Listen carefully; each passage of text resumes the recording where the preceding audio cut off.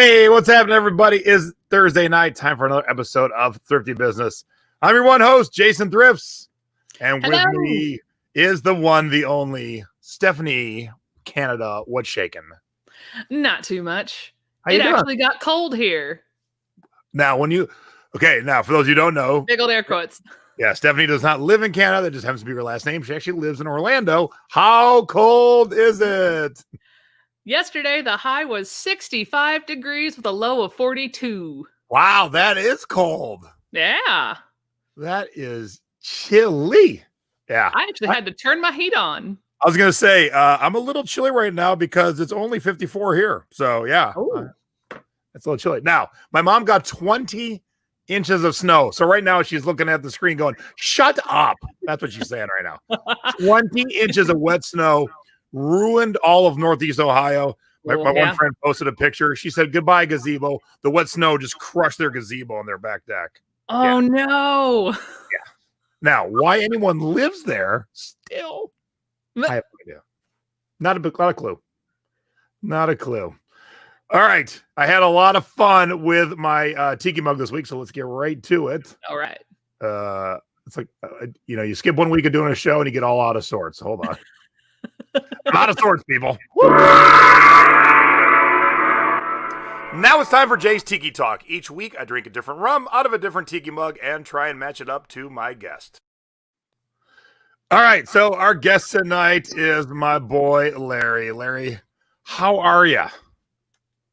I'm doing good. Larry's in a basement because we are talking horror movies, and there's at some point, Larry will be chopped in half by the Axeman of Henderson County. Did I say it right? Henderson County? Yes. All right. Phew. And we'll talk a little bit more about that. I will try not to turn into a zombie tonight. Now, Larry is a man of many hats. He sold many things, currently sells many things, but horror movies is one of his fortes. And so, although I had some other mugs I could have picked, I brought out this. Well, I think I'll show this first. I gave homage to this movie poster. Larry, what movie poster is this? Do you know? Evil Dead. More specific, please. Evil Dead 2? You got it. Evil Dead 2. So tonight, I drink out of my enemy's head. So that is a skull from a tiki bar in San Diego called the Grass Skirt. And when you're drinking out of a skull, you got to drink Bones rum. So in honor of my horror movie buddy Larry, I'm drinking out of a skull. His skull. Ooh. My goodness. And the funny thing is, I had more than one option like this. So, I went with The Exorcist. That is excellent. Nice. All right, Steph, we brought it. What you got? What Disney sippy cup do you have? Shut up. How did you know? There it is. Frightening. Mickey, that's scaring me. And there's Stephanie's husband. I'm down with the skulls of your enemies. That's what I'm drinking out tonight. Because when in doubt, troll in the comments. Was it the grass skirt in Columbus, Mom? Look at that. My mom busted me. I had the wrong grass skirt. Oh. There's not many tiki bars that have the same name, but there was, and it closed, the grass skirt in Columbus and the grass skirt in San Diego. So, Mom, you're right. My mom schooled me on tiki. Even with 20 inches of snow, she still got it. I know. All right, so Larry's going to be talking about horror movies. We're going to touch on a few other things, too. So sit back, relax. When we come back to you in about 25 minutes, let's hope you're still in one piece. There we go. There we go. For everyone out there, I'm pretty sure Jason brought me on here because I don't like horror movies, and he just wanted to see me make funny faces the entire show. All right, but before we get to that fun stuff, man, because we had a week off, and it's been one hell of a week for me, so I can't wait to do this. And now it's time for our scores of the week. These are the items that you should be on the lookout for when you're out thrifting. Bam, there we go. Bam. Go away, pop-up. Bam, there we go. You mean you don't want to sign up for my emails, Jason? Not right now. You don't want to know about all the vintage patterns? Anyway, so I also, as most sellers do, ran a really amazing Black Friday sale where I try and like really entice people, come visit me. And so this pattern sold on over the weekend. It is normally $29.95 because it did have a little bit of a, I think like a small facing was missing. There were some tears that were a bit going to be more challenging. And it sold for, with the sale price, $21.27 plus shipping. Nice. They don't have to be perfect. They just got to be able to be made. All right. So I am one of the luckies that get to live right next to the parks, which means on occasion I end up there at the right day when things get released. Yay. And this was one of the newest lounge flies from Disney for the Christmas launch. It's the Peppermint Mini. And I actually took a best offer of that one of $85. And if you're non-familiar, write down Loungefly. It's a great purse manufacturer, and they don't just do stuff with Disney, but they do a lot of stuff with Disney. Yes. So if you're not familiar with Loungefly, put it in your database. Oh, right. And for those, I actually paid the $75, but because of this lovely pandemic shenanigans, I actually had Disney dollars that were going to expire. So this is why I still count it as a score, because it went from Disney dollars that I could only spend on Disney merchandise to money I could pay my bills with. Hey. So my buddy Greg wants to know, can patterns go media mail? They sure cannot. That is a big negatory. That is a no. However, their catalogs. So if you have a catalog, if I know I have one. Or 20 or 50. Because I'm that human. Like this. There's no advertisements in this magazine. So this actually can go media mail. But the pattern, as it is I don't know why, but it cannot. And if they check it, they're going to charge your customer more money for it to even be delivered, or they might just send it back to you. And you don't want that. Yeah. Disney Minnie Mouse Haunted Main Attraction. So every month this year, they've been releasing a main attraction. Last month was October. Yes. No. What? Anyway, this is the October launch. It was Haunted Mansion. They paid $42.50 shipped to them. Nice. And it was $19.95 from the parks. Love it. And this cute little sheet, I picked this up at a estate sale, flea market, thrift store. I'm not sure. I'm pretty sure, though, it was $2. So $2 to $14.50 plus shipping.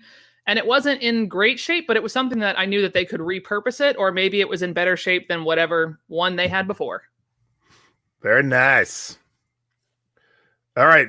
Right to go along with all your cute Disney stuff are these kick-ass boots. Nice. I bought some stuff from a guy, and he goes, "Hey, you want all my clothes?" And they end up being like bondage and wear masks, kind of like out of that Tom Cruise movie kind of stuff. I said, sure. So everything he sold me was $10 a piece, $10. So these boots are part of that $10, $81.24, and they weren't listed all that long, maybe like a week, and away they went. Oh, that's great. Demonia, I think is how you say it. That's a great brand. Write that down if you don't know it. And did we get a picture of the box? There's the brand. Oh, that's cool. Yeah, I sell a lot of that stuff when I find it. Nice. And I want to show other platforms. This is on Trugether. Let me sneak it down there. Come on, pull it down there. There it is, Trugether.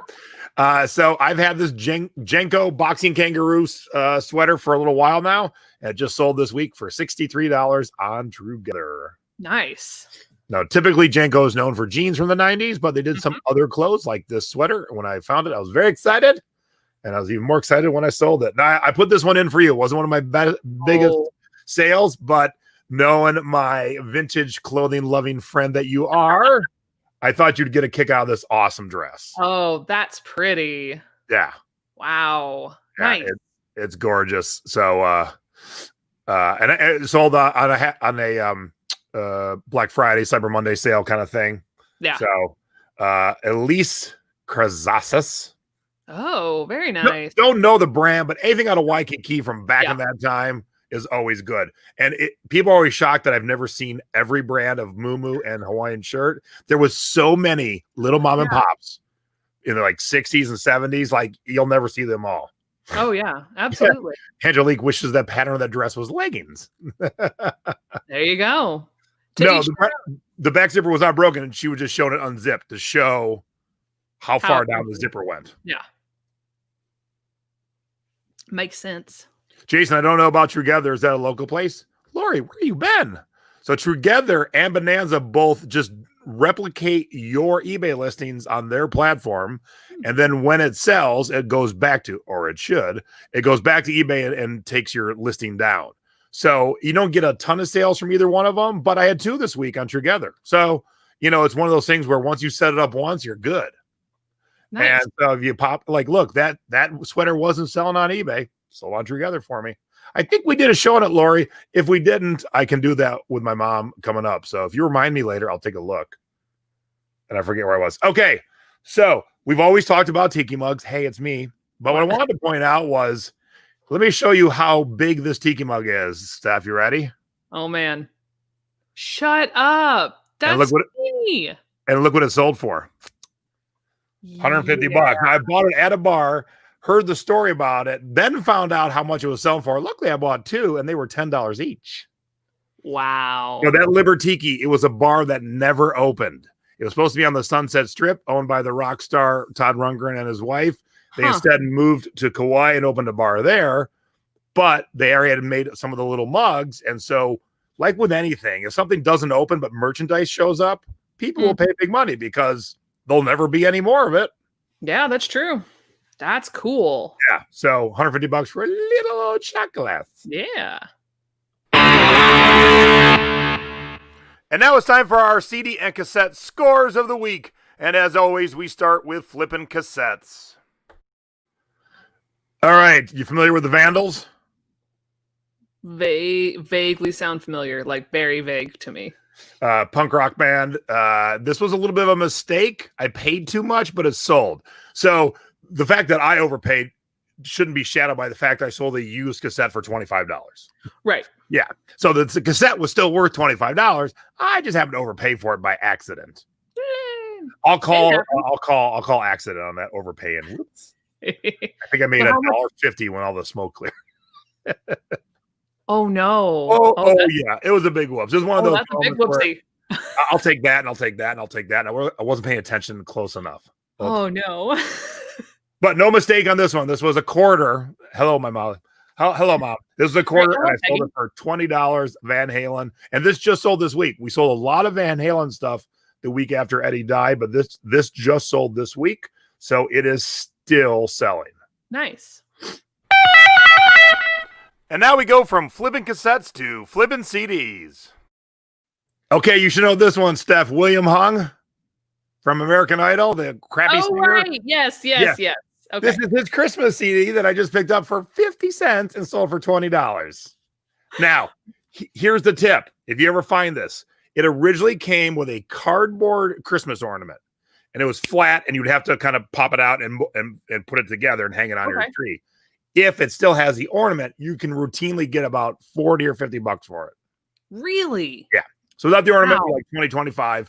With the ornament, you're almost 50. So open it up, look, make sure that if it's there or not.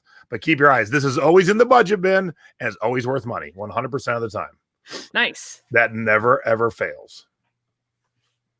And then this is just a mainstay for the holidays, the movie Planes, Trains, and Automobiles. Played a lot over the Thanksgiving week. I bought it at a record store for $4 and sold it for $39 on Amazon. Very nice. And then this is another holy grail. So write this down. I'm going to take a sip. So you've told this is the Reader's Digest Christmas CDs, the 3 CD set. Not all Reader's Digest CDs are worth money. Most actually aren't. This one is. I found it in Anaheim about 3 weeks ago for $3. And I made my little note. You can see the little written 60 on the price tag. Mm-hmm. And that's what exactly it sold for, $60. Nice. And within about 3 days. So nice and quick. But that wasn't even my best CD score of the week. How about this? What? Queen for $130. Holy crap. Now, all these different things are very specific things that I've showed tonight. Mm-hmm. And these are all things I teach in my classes. This is a special kind of CD called the DVD audio. And I paid $1.15 at an estate sale. Awesome. And those are the ones you can only play in the DVD player, right? Yep. Slowly but surely, I'm getting it. $130. Wow. That is. Hey, wait! Hold up! Don't forget about me! Whoops! Now it's time for Stacy's Budget Bin Scores. Stacy's acting. Thank you. Love it. Love it. She scored on Christmas. She didn't even know this. I forgot to tell her. She picked up this CD, I think last year out of the budget bin for 99 cents. The Creative World of Stan Kenton. And we just sold this week for $40. So That's great. Is music, and especially Christmas music, is just killing it this week. Absolutely killing it. Ned says you're learning, and Craig says William Hung is on Cameo. You can get a personalized message from him for $20. Wow. The things we learn. Yes, Things we learn. This show.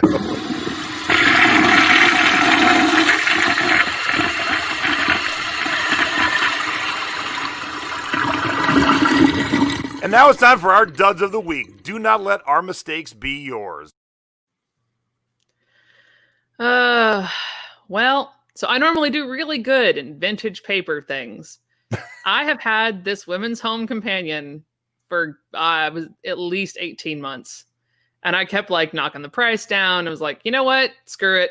Somebody finally offered me $12.98, but they did pay the shipping, so at least I wasn't too bad off. But I am about 100% positive I paid $12 for it. So I'm right there with you on the I paid too much for this. Yeah, it happens. Look, it happens to the best of us. Yeah. And this, I don't know. It's an awesome, I can't tell if it's 60s or 70s. That's why it's both in there.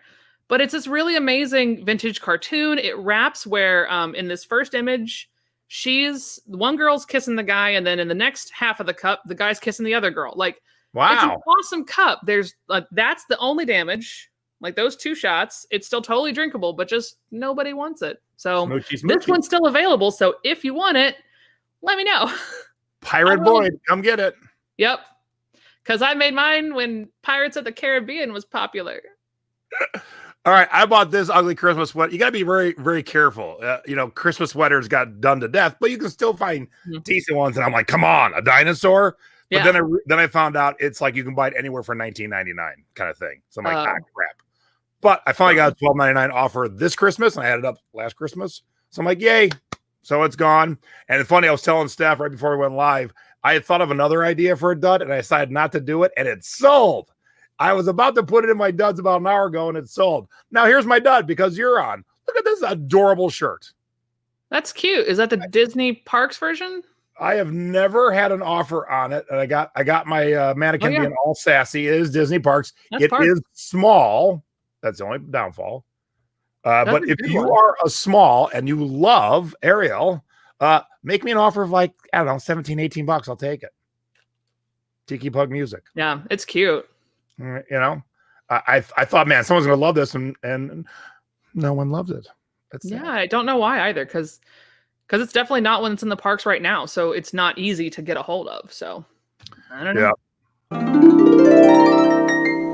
And now it's time for Where in the World Did Our Stuff Go? If you are not shipping internationally, you are leaving out 7.3 billion with a B potential customers.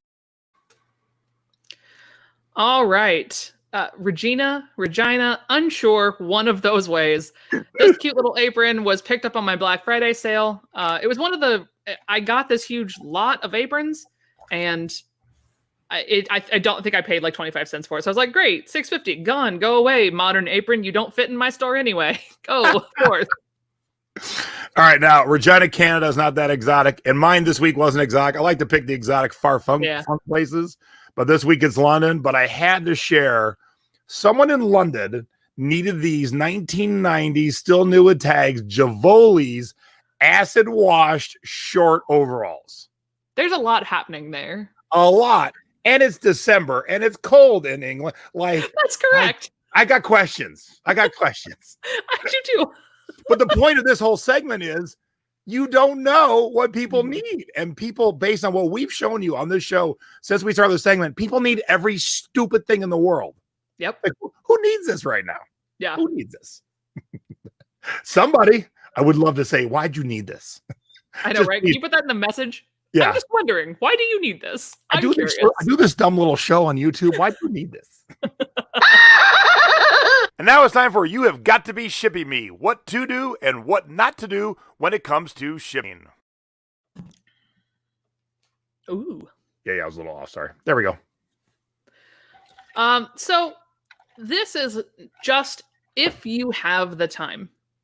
If you have the time to go ahead and, oh, well, my handling time says 3 to 5 days or 2 days or 1 day. But if you're home, as most of us are, and you have a moment and you're not stressing yourself out, why don't you just ship it today? Because it's just one of those nice things that, especially during this time frame, like USPS can really bog down. So if your customer can get it a couple days in advance, that's one step closer to you getting a positive feedback, which just makes your future buyers happy too. So if you can, if not, don't worry about it. But just if you're there and you're doing it, just send it out. Why not? Okay, this is pretty epic. Elisa sold a resin Santa Claus to the North Pole. You win. We should all go home right now. We should go home. When you sell Santa Claus to the North Pole, we all should go home because. Bye. We'll do that. We'll do the YouTuber out. We'll just like slam our palms to the camera. Yeah. See you later. Gotta go. Yeah, gotta go. All right.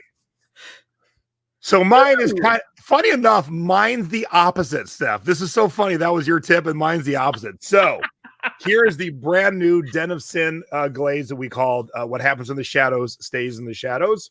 As you can see, the sides of this mug are glazed dark black and the front's a bright red.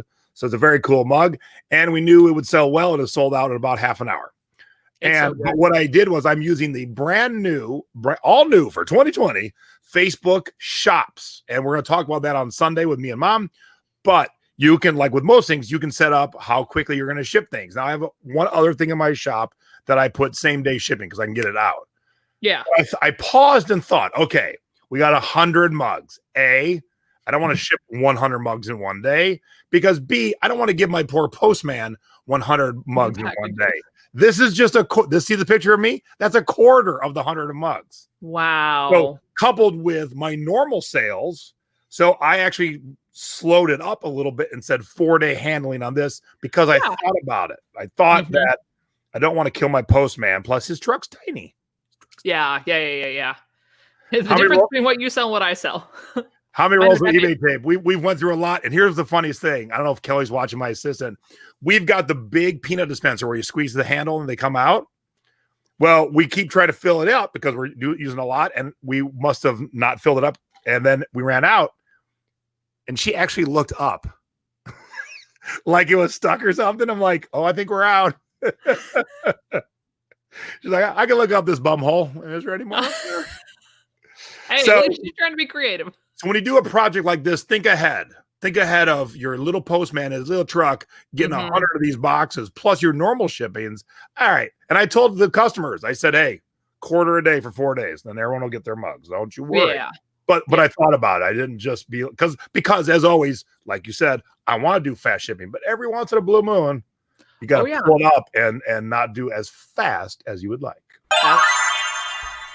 And now it's time for the Thrifty Tips of the Week. Little tips and tricks to help you out when you're outsourcing.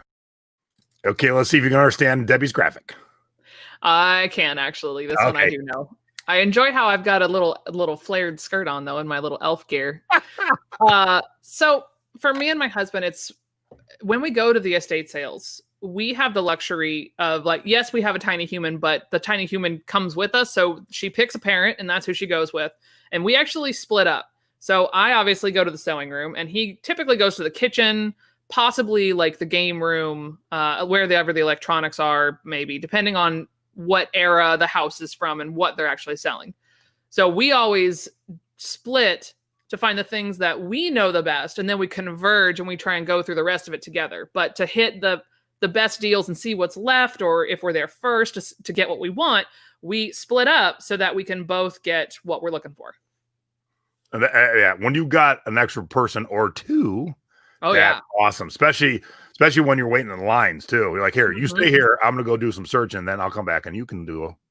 Exactly. Are the Facebook shops available to everyone now or beta? I'm not sure, but we're going to talk about it on Sunday, Linda. So stay tuned.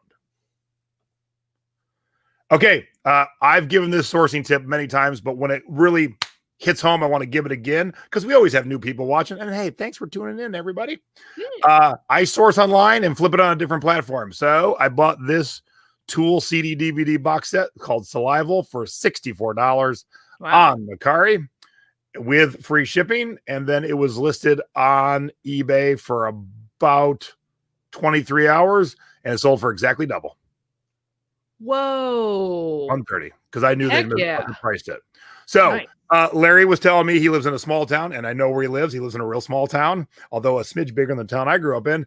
But he says, we don't have the kind of thrift stores and the amount of stuff that you have in Vegas. You can source online. You don't even got to leave your house. Yeah. Bought my Mercari, showed up, relisted it, doubled my money. Bye-bye. That's awesome. Super duper easy. So there's a lot of sourcing to be done online.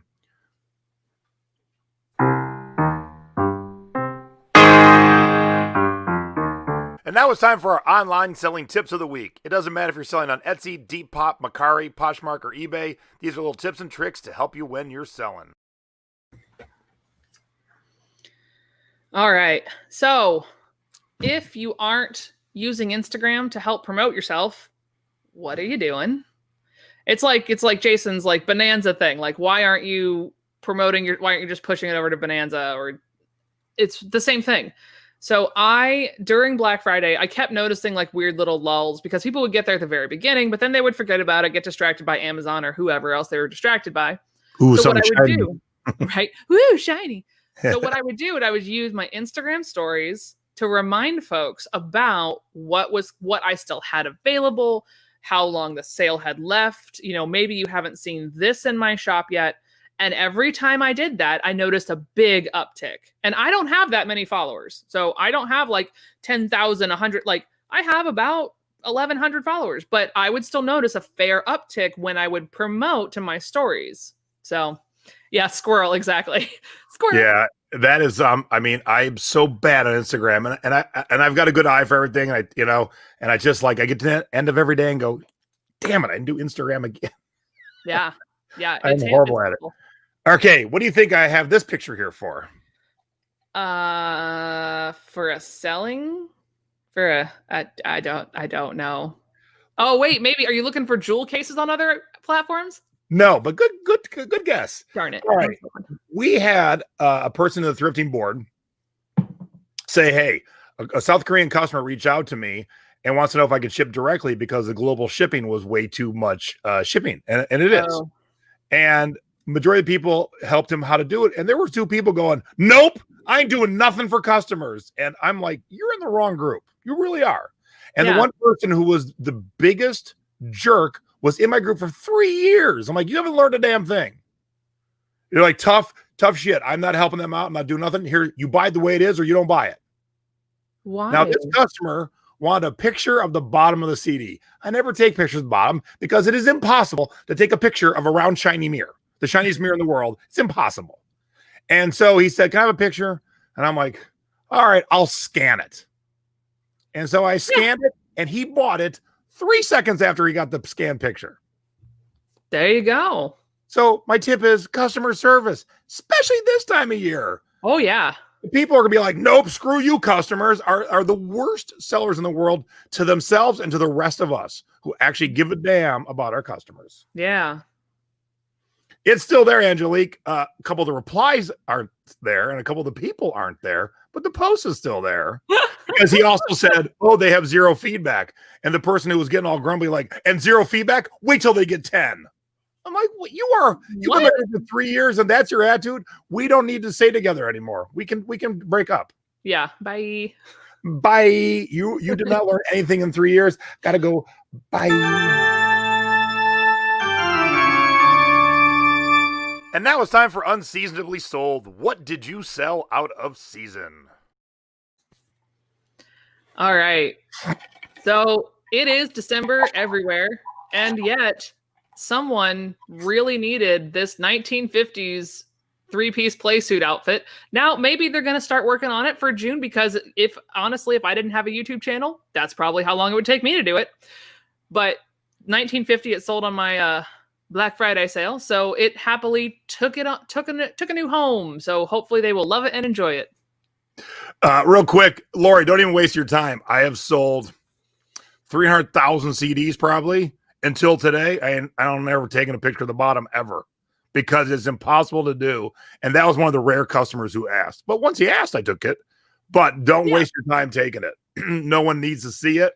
You just got to describe it the correct way. So I'm going to save you some time. All right. So mine is actually very fun. It is Nat Nas, which is a pretty decent brand. Yeah. And it was a reversible cabana shirt. Ooh. So on the one side, like a regular Hawaiian shirt. On the other side, terry cloth. That's cool. Now, here's what's funny. There's a little extra story. Oh, and it went to North Carolina, and it ain't warm there right now. So not much need of a cabana shirt. Here's what's funny. I showed this on a thrift haul a couple months ago, and one of our prior guests, one of my local friends, Jenna Harrington, she's been on the show a couple times. She said, she texted me and she goes, haha, good luck. I'm the one who sold it to him. So I bought it at Buffalo Exchange for $12. That means she got $6 for it. She couldn't sell it online, but she only stayed in her lane, which I think is Poshmark. I think that's her lane. And doesn't try other platforms. And I said, all right, I'll get it. And I sold for $40. So I got it. Nice. Yeah. That's great. How'd I do that collage? Wouldn't you like to know? It's actually an easy app called Pick Collage. PIC Collage. Super duper easy. And when you have something like this where you have to show both sides in the first picture, I love the Pick Collage because most customers never get past the first picture. Yep. All right, let's do a little housekeeping, then we'll get Larry in here. Hey, whose channel is this? Hey, that's me.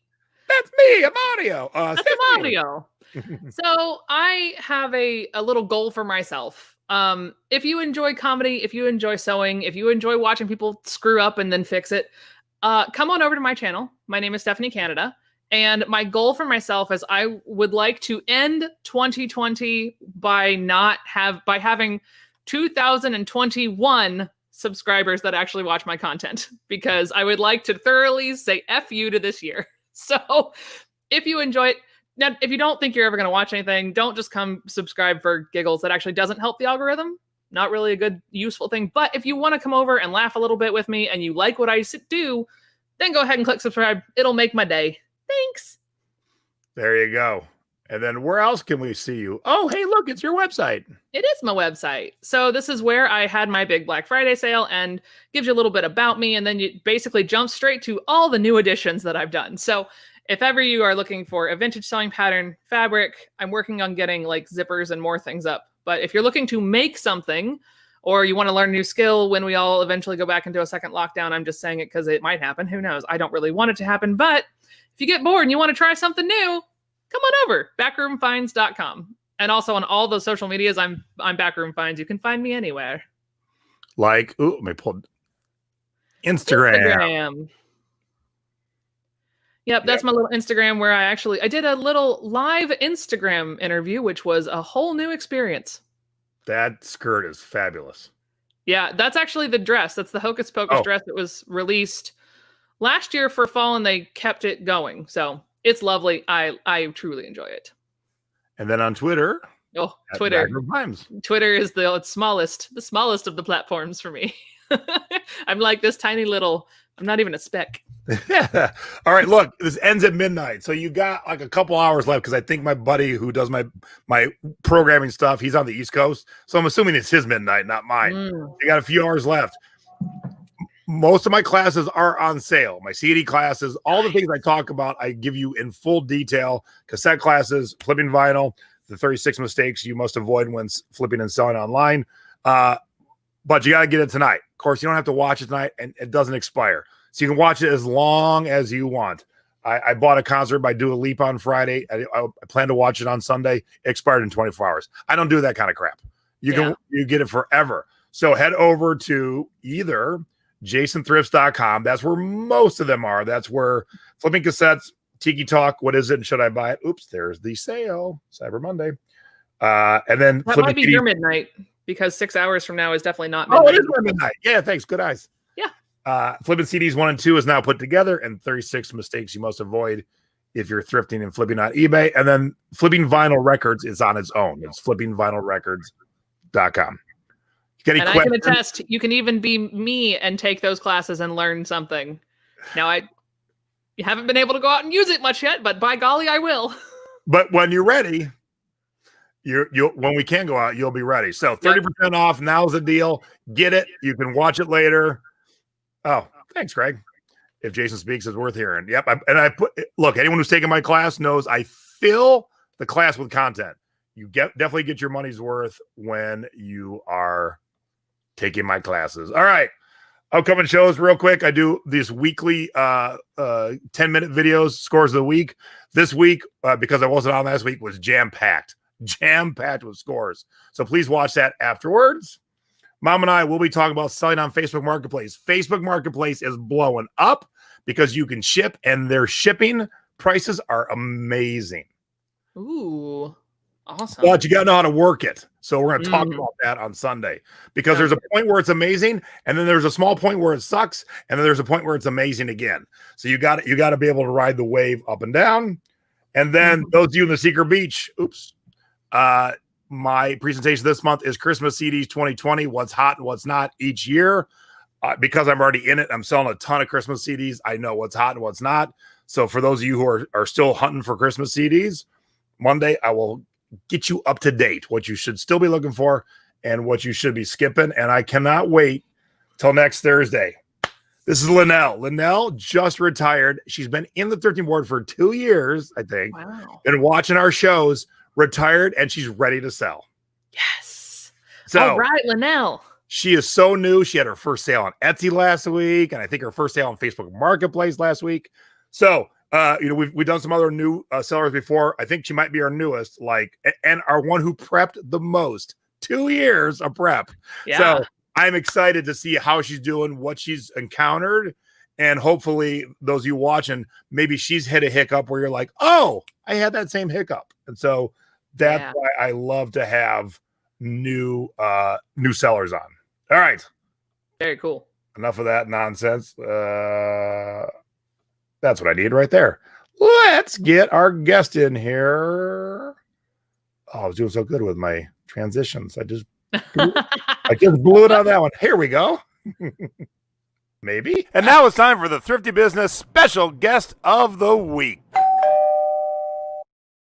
Larry, how the hell are you? How's it going? My graphic design department, Nadine, I said, hey, it's Christmas time, but we're talking horror movies. Find a graphic from a Christmas horror movie. And she kind of lives in a bubble. She goes, there's Christmas horror movies? I go, yes. So find me some graphics. And then minutes later, she came back with this. I'm like, perfect. Thank you. It's all I needed. That's it. Yeah, I love it. It's cool.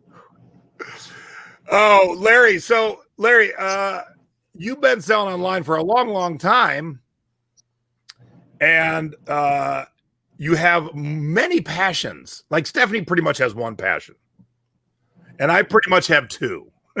Tiki and music, But you, sir, you are all over the place. I was watching your videos and knowing what you sell and what you've done. I'm like, dang, this guy's just all over the board. But that's not a bad thing. It's a good thing. So mainly we're talking about the horror movies tonight. But is this, hang on, let me bring the pictures back up. Is this your store or was this your store? Yeah, that's my store. So you have a brick and mortar? Yeah. It's a vendor's mall. It's open 7 days a week. Wow. We have about 25,000 titles there. Counting DVDs, Blu-rays, games, CDs, stuff like that. 8-tracks, reel-to-reels? How deep do we go? Laser discs? Yeah, 8-tracks, laser discs. Wow. Yeah, pretty much VHS. We have it all. Now, I guess they would be because you're stocking them, but people are walking in and going, I need to buy this laser disc and I need to buy this VHS. Well, the nice thing about that store is it's a self-serve facility. So I just have to price it, put it out.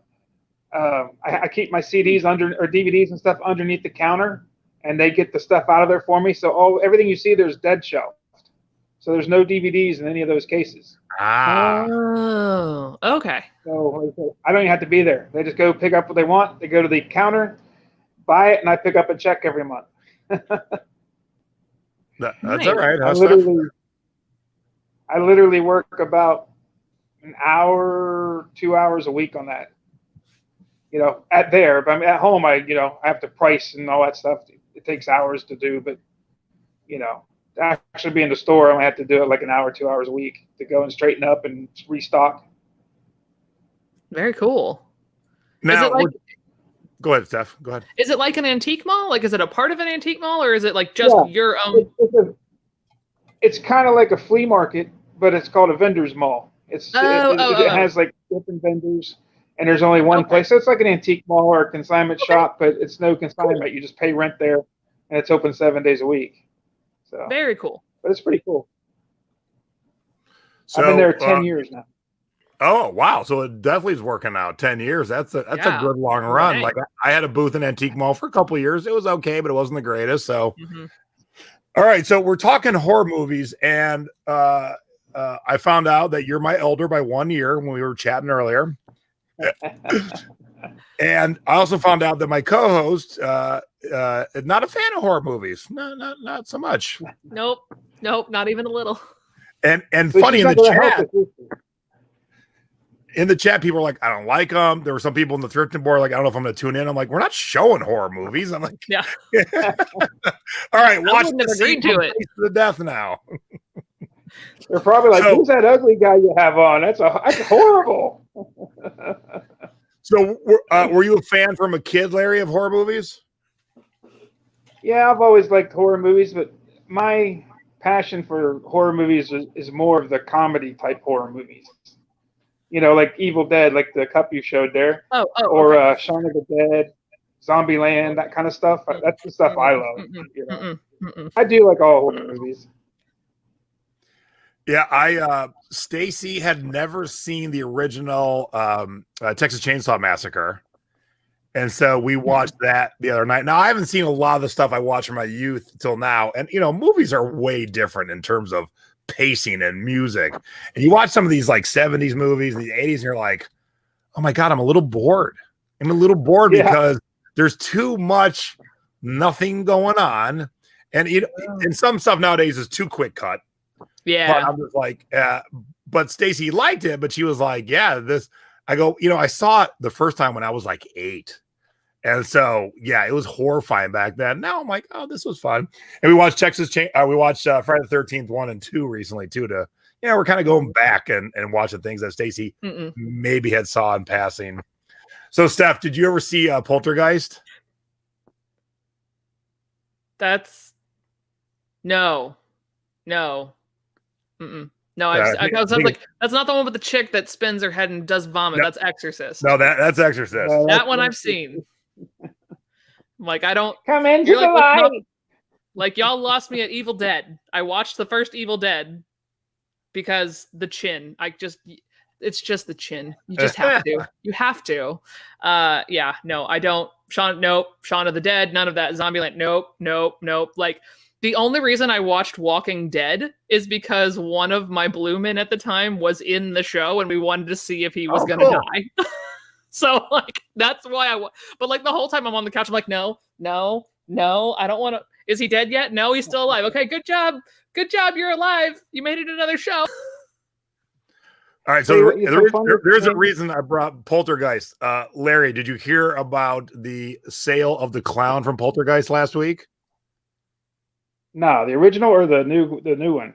The original. So for those who never saw Poltergeist, there is an evil clown like plush in the kid's bedroom who tries to choke him to death. And Zach Baggins, ghost hunter extraordinaire, just bought it for $80,000. Whoa. Wow. Zach Baggins' girlfriend is Holly Madison, and he wants it to stay in their bedroom. That's crazy. All right. The funny thing about thing about you talking about those two movies is like when you make movies, you're in a lot of it's whatever you like and stuff. Facebook kind of tells you, hey, you may like this person, you may know this person, and stuff like that.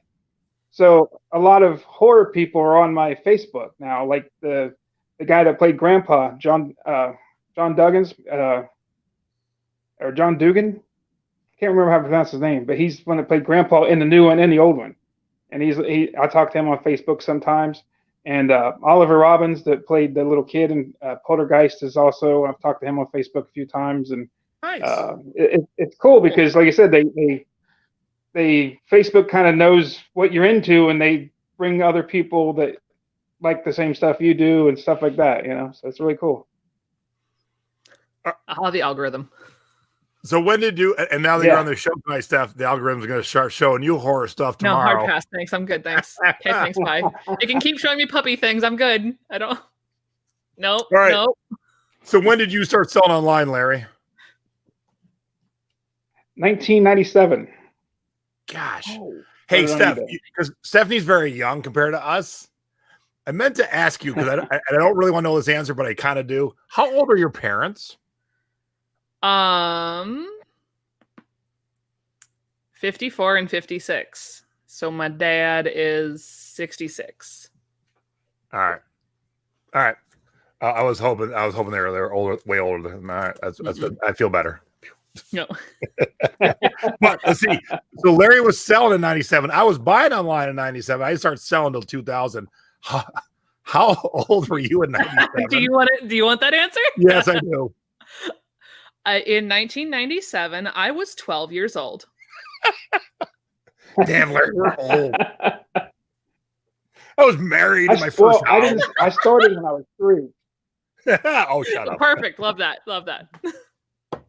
I saw Stevie Vaughn in concert in 1984. And I always tell everybody, well, I saw him when I was 5, but that still makes me look really old.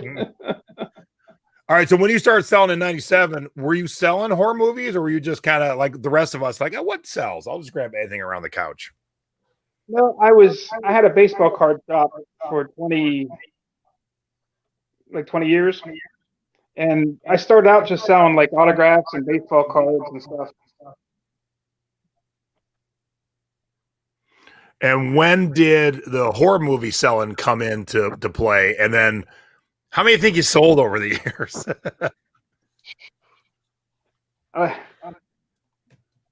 Who knows? I would say thousands and thousands and thousands. I have a really nice horror collection because that's what I like, All right. So well, and that's good because Steph and I have our collections of the things that we like too. So in your collection, is it variety of platforms? So is it VHS and DVD, or is it all one platform? Well, my personal collection is pretty much just DVD and Blu-ray for my personal collection. Oh, okay. But I do carry, I sell, like I look for, VHS horror movies and,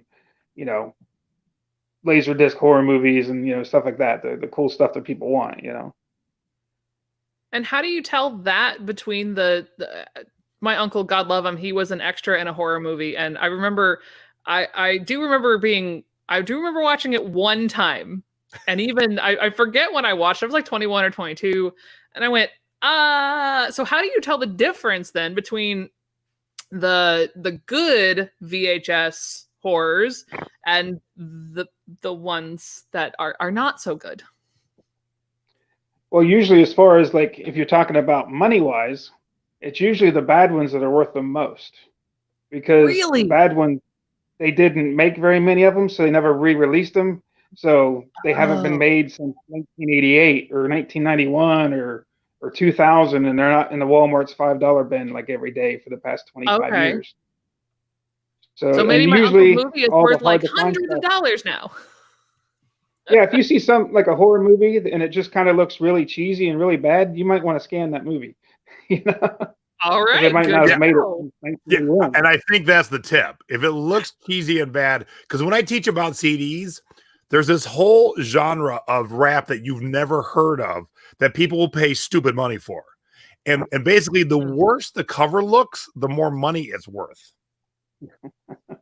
Like Snoop and Jay-Z were nothing because they sold millions. Yeah. But some dude you ain't never heard of from some neighborhood in Houston that basically learned Photoshop in 1997 and his skills never progressed since then. That's his cover. Oh, no. But that's the one that's worth money. Same with horror. Yeah. Wow. Or if you see one with a great big butt on it or something, you're like, I got to scan that one. Okay. That's like the rap CDs, not the horror movies. Yeah, the rap CDs. Okay. All right, okay. now Larry has a very interesting and inventive way of storing his movies, because Larry has his YouTube channel, which I'll show in a second. But old school filing cabinets. Now, I like that, but Steph and I had the exact same thought about. We watched a couple of your videos. These are alphabetical, correct, Larry? Correct. Why are your CDs not alphabetical?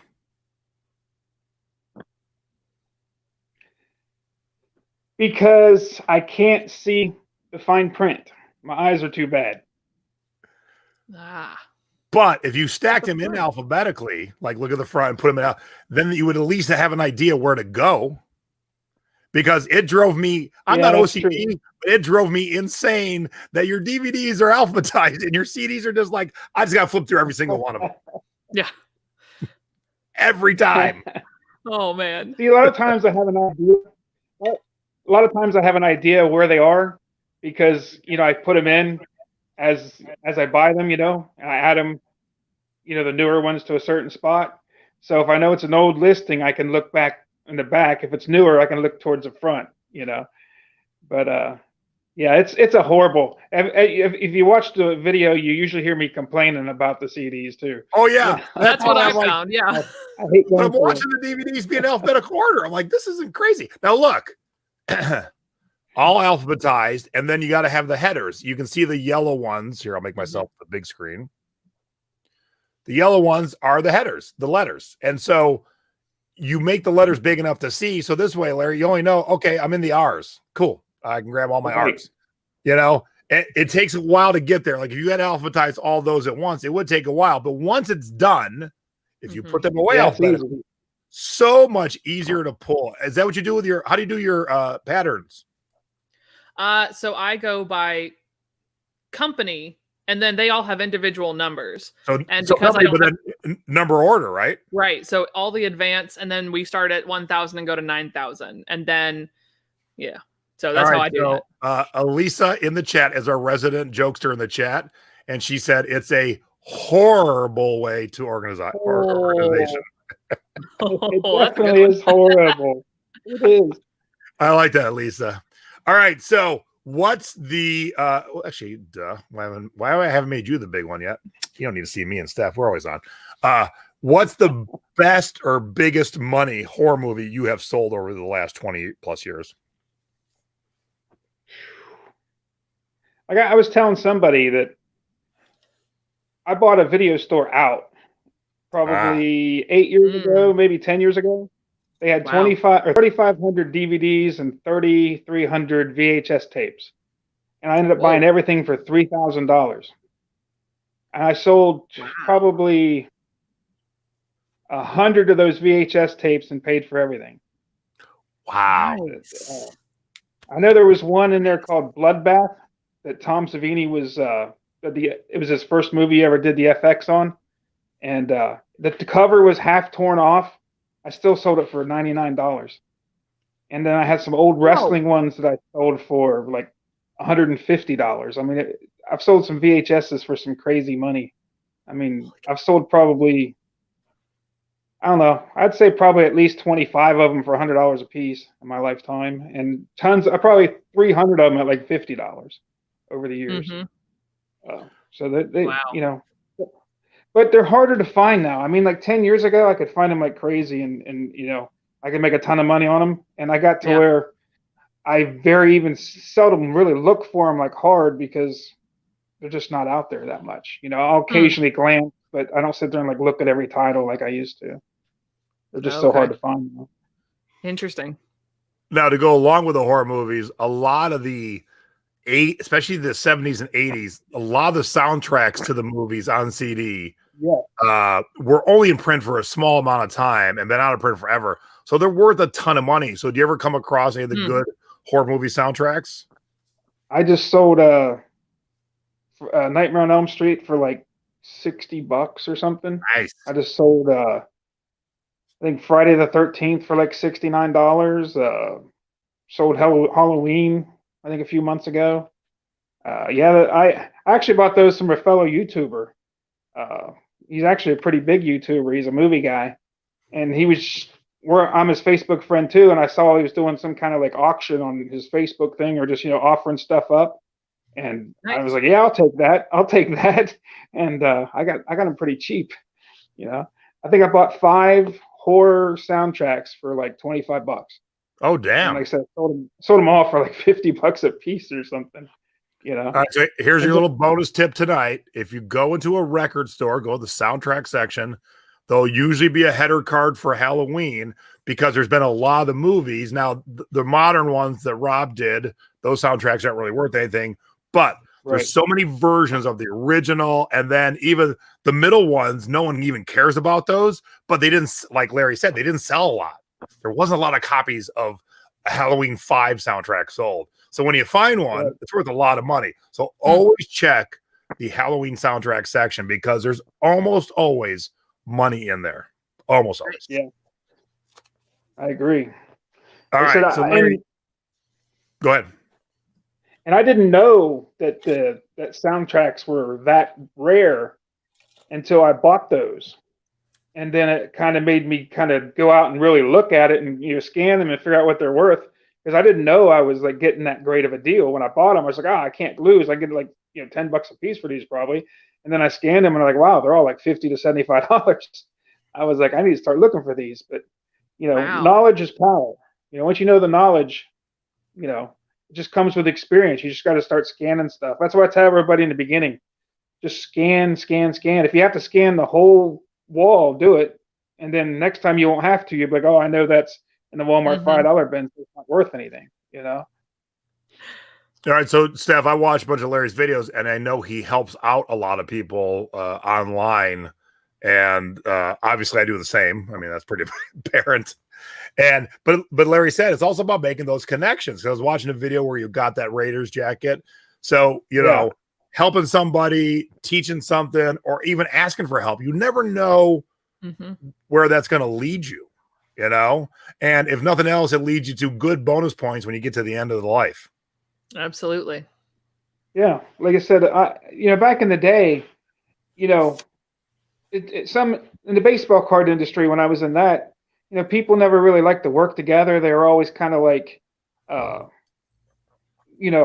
thinking somebody was going to step on their toes or their territory or whatever, and you just do better in business to make connections and work together with people. There's enough people to buy stuff that you don't have to think someone else can't sell anything or deal in anything or whatever. Help each other out. Even if you do like kind of carry the same stuff, you can still make connections and still work with that person, and get some other stuff that you might need or they might need. Absolutely. So, it'd be great in a horror movie, Larry, a very white, fluffy dog, because the blood would show up so well. We got a puppy. I'll say someone got a new child. Yeah. And actually, have you seen the movie Game Night? Which one? You seen the movie Game Night with Jason Bateman and? Oh wow, no. It's not a horror. No. It's not a horror movie, but it's like a kind of an action thriller type thing. They have this like dog just like that, and the blood gets all over it. So that's what brought it up, because I didn't see all the blood on the dog on that movie. The guy was. The dog wasn't bleeding, but he got blood on it, Yeah. I've worked in theater long enough to know how that works, but it's just still like, cleaning that poor dog. Oh, yeah. That dog was probably pink for a long time. Yeah, exactly. Now, I brought up making the puppy bloody because, hey, what can you tell me about this horror movie? I can tell you Hacksaw Jim Duggan's in it. And he did a heck of a job. And who hired Hacksaw Jim Duggan to be in the movie? I think that'd be me. Larry has made a couple of horror movies. So, How Steph, you make the clothes out of Very the patterns you get. I make cocktails and the tiki mugs I get. Larry makes horror movies. Hey, and there you go. Everybody finds their thing. Now, how I ended up getting Hacksaw in the movie was I was in a movie with Hacksaw the year before this movie came out. It was me, or I was in the movie with Hacksaw, Shane Douglas, Roddy Piper, Kurt Angle, Matt Hardy. I'm probably forgetting somebody, but Rebby Sky. There was a ton of like WWE guys in the movie. Yeah. So how'd you end up in a movie with all those WWE guys? I was only an extra. I played like a zombie in the movie.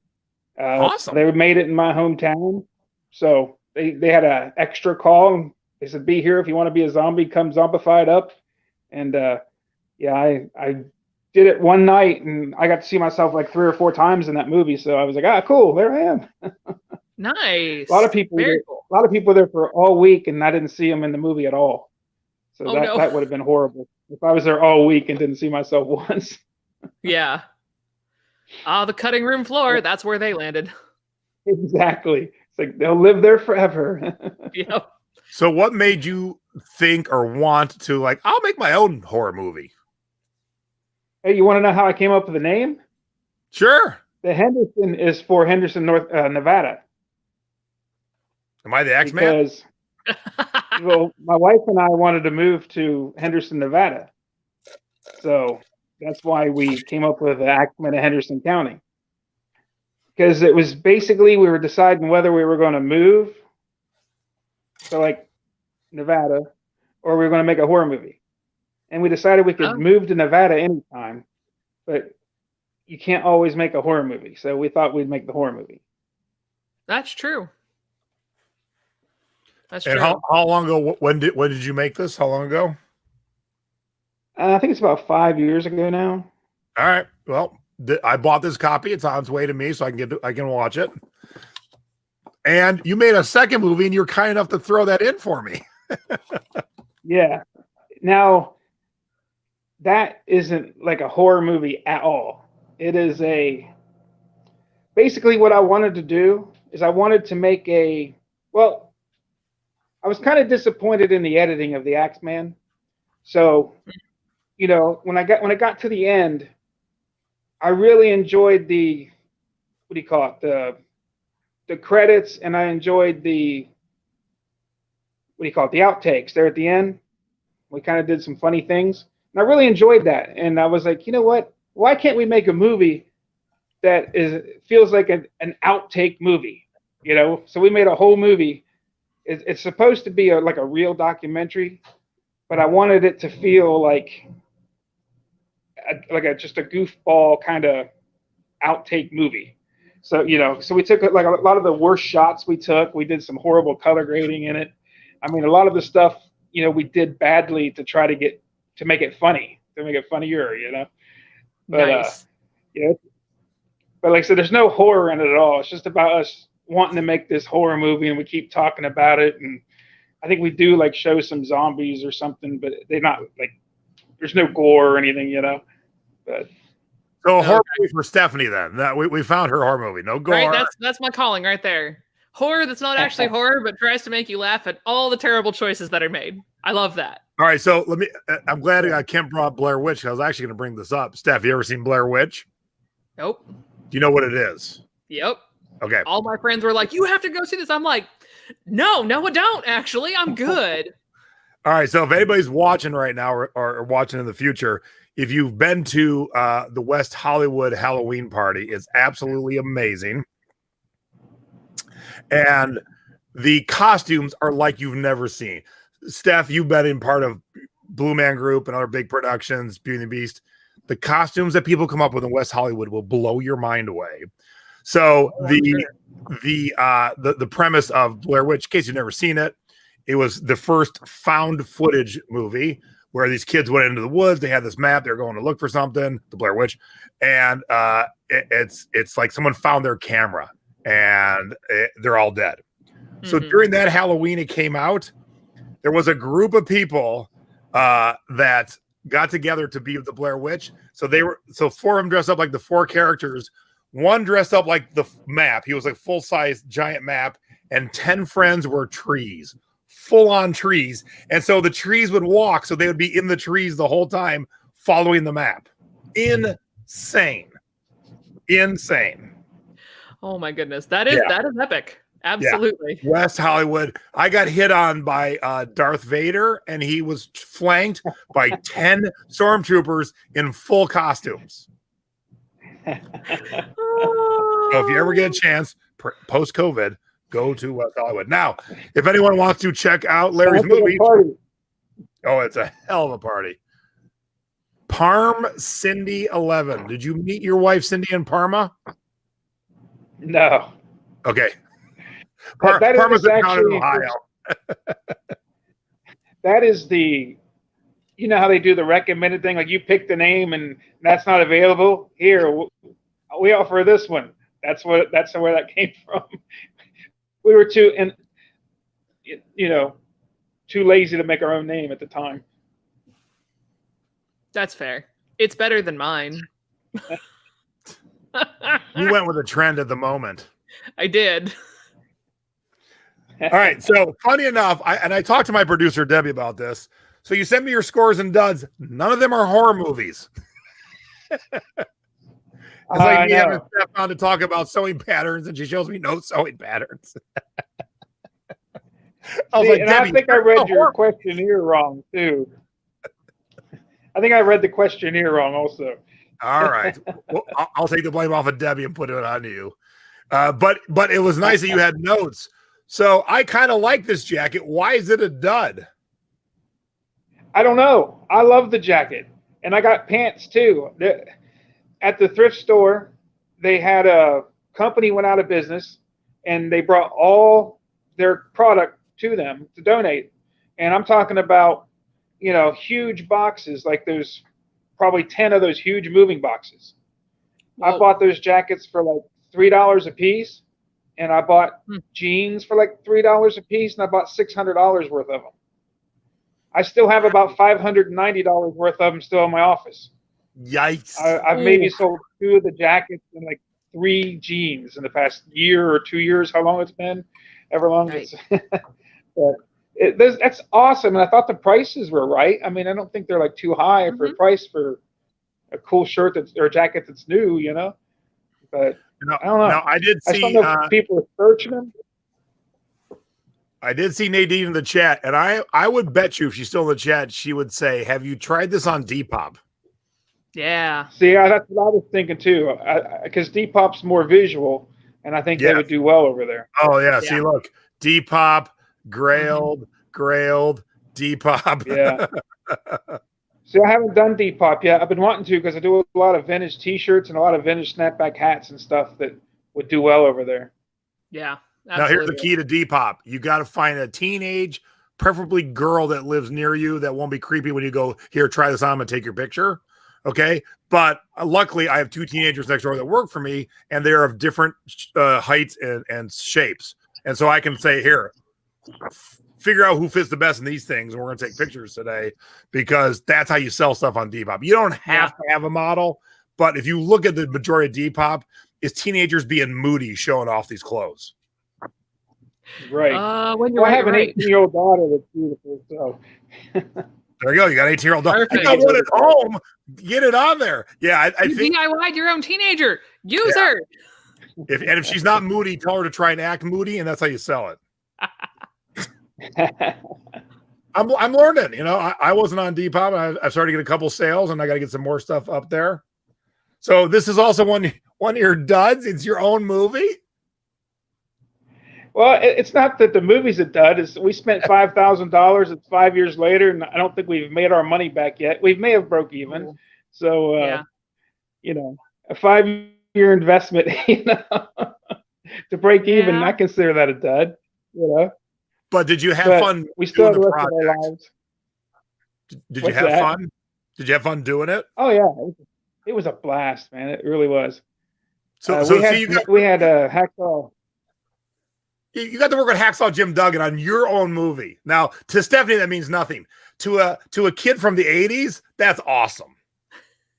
Yeah, we had him for a whole day, and we got him to. He's in like 5 scenes, so he's not just in there for like 5 seconds, you know. So we got to spend like 20 hours with him, and he was just like one of the coolest guys in the world. He did a great job. Do you know who Tom Savini is? Yeah, he was the guy I was telling you about, is the FX guy. But he was supposed to be in the movie. He said he would do it. We were supposed to meet him in Pittsburgh. That's about a 2.5 hour drive for me. Mm-hmm. The guy that was shooting the movie couldn't go that day. And I was like, I'll pay whatever you get paid, for your day work, just take a sick day or vacation. I'll pay whatever you're going to that plus what I'm paying you for the movie.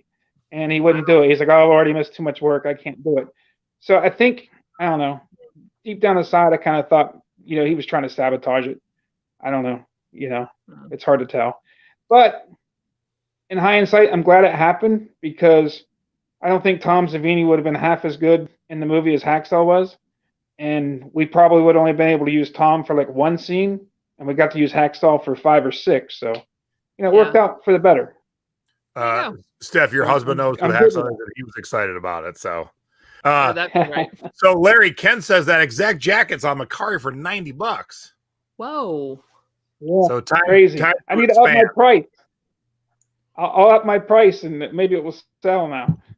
Becky said she can give lessons on Moody, and then Elisa said, tell your teenager you're taking her cell phone away, instant depressed teen. So there you go. Truth.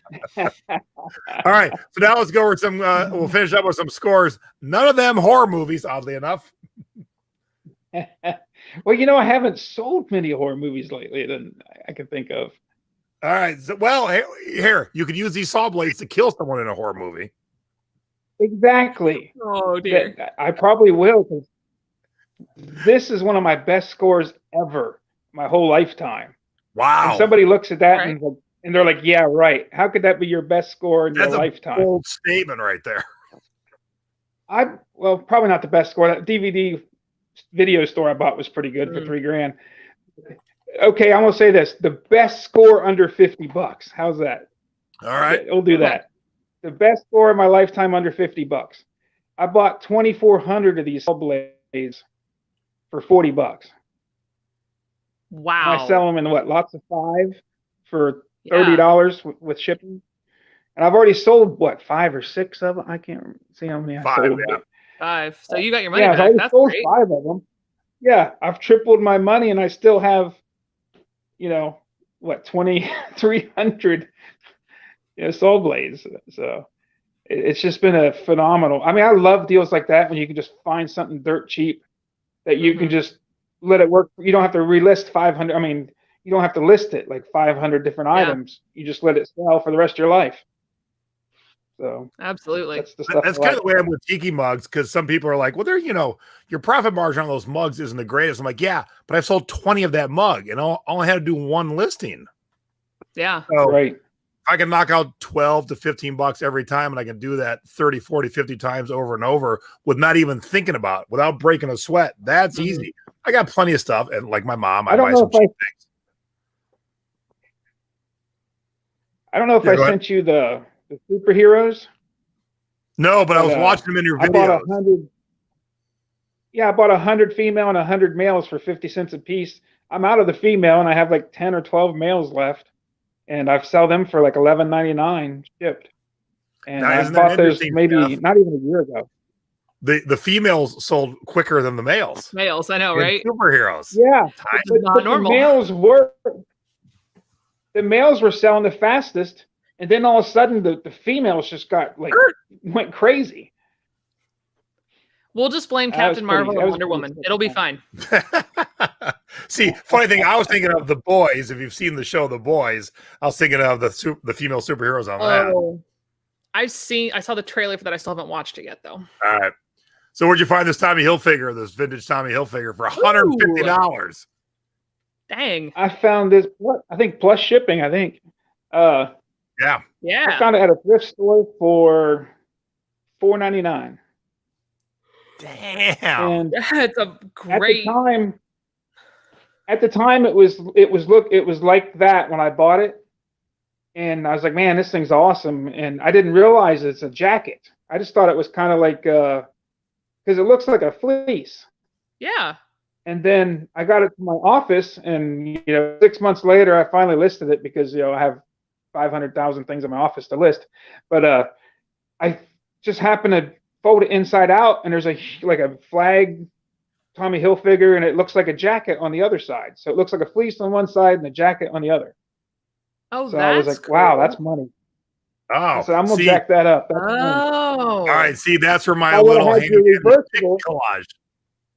Exactly. I got that in my mind, man. I like that tip. See how it all melds together?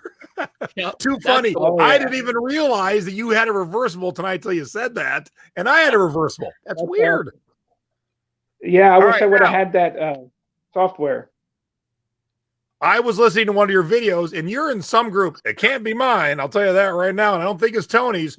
You're in some group that was telling you Robert Grahams are worth $20. What stupid group is that? No, don't say it. But don't be in that group no longer. Someone was trying to pretty big group into a deal for giving up Robert Grahams for $20. Wow. Yeah. Well, yeah, they kept saying, "Oh, that's pretty good fun, but only get it $20 or $30 a piece for Robert Grahams now." And I'm like, yeah, not this one, and not these other ones either. And plus, they're 4X. Who's gonna sell it? Nobody's selling 4X Robert Grahams for $20 or $30. I bought 5 of them that day, all at the same thrift store. And thrift store stuff. 5 Robert. I was watching the video. His video was him pulling them off the rack. I'm like, what?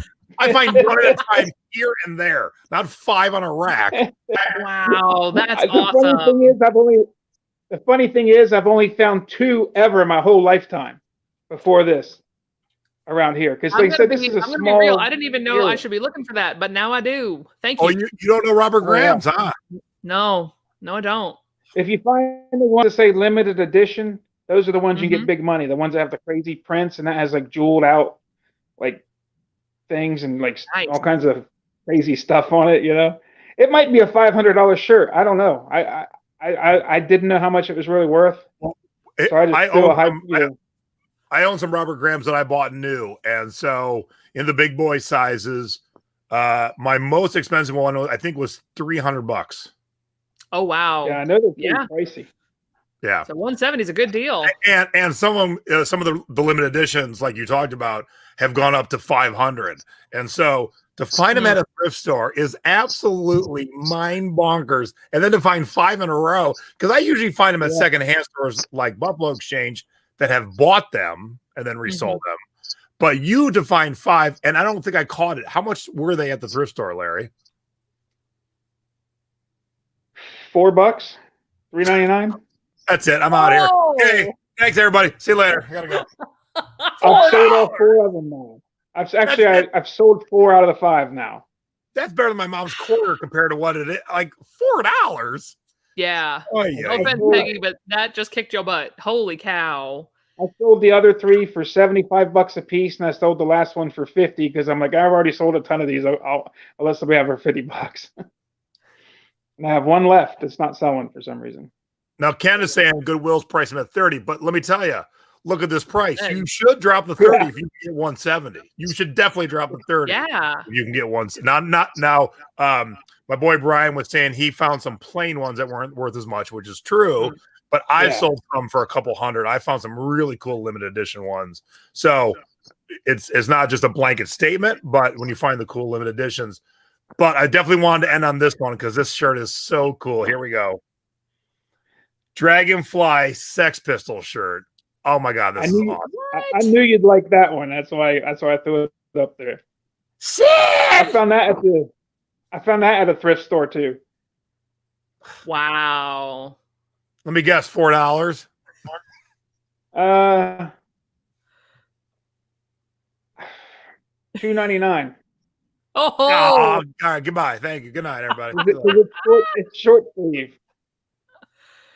Oh my God. I found a Rolling Stone like that one 2 years ago. The Rolling Stones only got $79 for. Holy cow. That's a good shirt.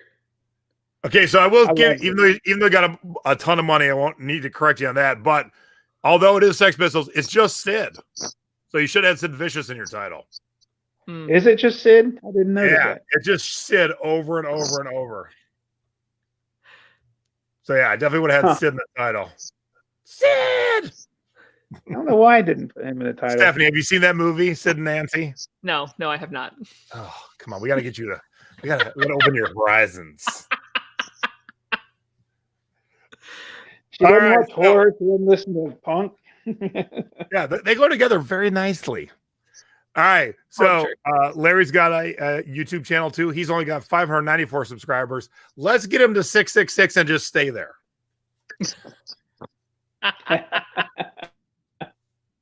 So the Media Marauder. And what kind of videos you do on there, Larry? Basically, we do a lot of what sold on eBay. We also do some thrift hauls. I do a lot of I do autographs through the mail, and we do a recap video every day of what I get in the mail. Because how I originally started doing this was I started collecting autographs years ago by getting them in the mail in the 80s. And then I started selling some of those autographs to buy some of the autographs I wanted that people were charging for their autograph. Like Mickey Mantle was charging $30 for his autograph, and I didn't have the $30 at the time, so I would sell some of my cards I got through the mail to buy the autographs I wanted to collect that I couldn't afford. So that kind of started off my whole reselling career, pretty much. That's cool. So that is a unique thing, Steph. We have never talked in all the years I've been doing this show. We've never really talked famous autographs.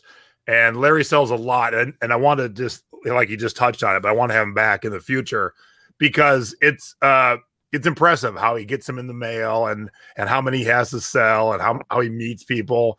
And so that's an area we've never really talked about. And you can make some money on it. And you gotta know it's legit. And we have this argument all the time when we find autograph CDs. No one's faking the bass player of the Go-Go's autograph. Yeah. But people will fake Mickey Mantle and Marilyn Monroe's autograph. But yeah, they're not fake. You know, you don't really have to authenticate the bass. The third bass player in Tonic, the band Tonic. You don't need to authenticate that too often. I find so many autograph CDs and I find so many autograph books in these thrift stores. It's ridiculous. I buy everyone I find. It doesn't matter who it is. You know, if it's 50 cents or $1, I'm going to buy it, you know? Yeah, but we're definitely going to talk about that in the future because that's an area that most people are deficient in, are afraid of, just kind of skip over it. Right. And you're full in it. And so I think we'll talk about that. I didn't want to mix the two. Yes, you will not find an autographed helmet CD. No. Very smart, Brian. Thank you. All right, Larry, thank you very much. Stay warm in Ohio. It's not real warm there right now. No. And thank you for sending me the extra movie. I can't wait to watch them. I will watch them as soon as I get them. So, honey, we're going to be watching Larry's movie next week. Hopefully, you enjoy them. Like I said, if you like funny, cheesy kind of movies, you might like it. You know. Low budget, which we do. And yes, please give us a good old thumbs up down below there for Horror and Robert Graham and Larry and Stephanie and Stephanie's lack of wanting to watch horror movies. Big old thumbs up. Do you not like the scare? Is that what you don't like? I don't like jump scares. I don't like feeling uncomfortable. I remember watching 13 Ghosts, I think was the last one that I can truly say was a horror movie that I watched. Oh, I couldn't watch half the thing. It gets in my brain and it sticks there. And then I have nightmares that just repeat and repeat and repeat and wake me up. And I'm like, no, I'm good. I'm solid. Thanks. I will pass. See, I have nightmares about shipping over and over and over. So you have nightmares about what you saw in a horror movie. I have nightmares I have too much to ship. Everyone has their thing. All right, everybody. Thank you for tuning in. If you watch after the fact, drop us a little note down below. If you want to find Larry or Stephanie, let me know. I'll send you in the right direction. Sunday, tune in. If you're not selling on Facebook Marketplace, you are missing out on the hottest platform right now. The hottest. The sales are more bonkers on Facebook Marketplace, and I got the new Facebook shop than any place else. So we're going to talk about that. And then next Thursday, so new. She had her first sales last week. So I can't wait because she prepped for 2 years. That's some hell of a prep. I cannot wait to talk to her. And then Secret Beach, I'll see you guys on Monday for Christmas CDs 2020. Brian's nightmare is Amazon emails. I just got a bad one from an angry customer because he misread the Amazon listing page. Boom. Boy. All right, everybody. Thank you very much. Stephanie, thank you for co-hosting. Larry, Yeah. thanks for coming on. And have a great evening, everybody. Stay warm. And we'll see you on Sunday. If I can find my outro, I would leave the show. All right, here we go. Bye.